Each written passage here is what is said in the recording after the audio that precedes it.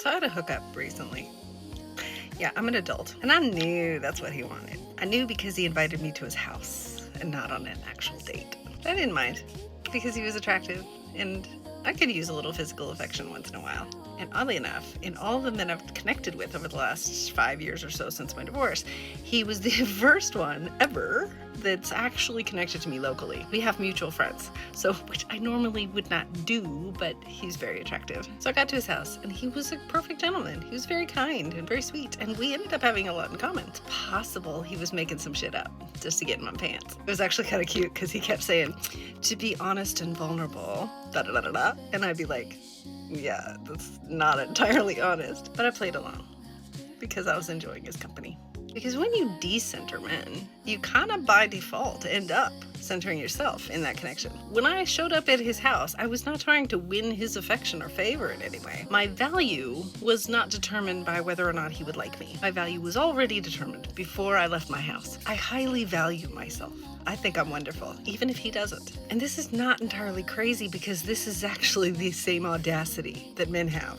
I wasn't there to get him to value me. I already valued myself just fine. I was there to just meet somebody new and make a new friend and enjoy some conversation and maybe get lucky. He was a lot of fun to talk to. I would definitely see him again. Don't think he watches my videos, but if he were, hi, call me. Anyway, sleeping with a man or not sleeping with a man does nothing to my value. Now, there are men who would shame a woman for her body count, but in doing that, you're saying that it's the man who decreases my value. Being with a man makes me less valuable. So theoretically, if I want to keep my value, I should stay away from men. But I don't give a shit.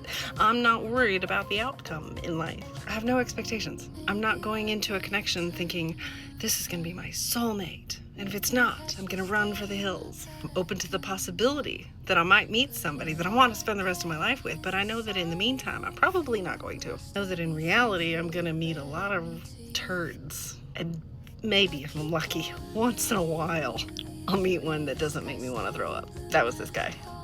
I didn't want to throw up. And I didn't care that we didn't both finish. I didn't care that neither one of us got to have that big explosive orgasm. I didn't mind going home at 3 a.m, not sexually satisfied. Because as I've said here before, I have a few sayings. One of my sayings is, the pleasure is in the person. If the pleasure were in an orgasm, then any man would do. But I find pleasure in people. Human beings and their personalities.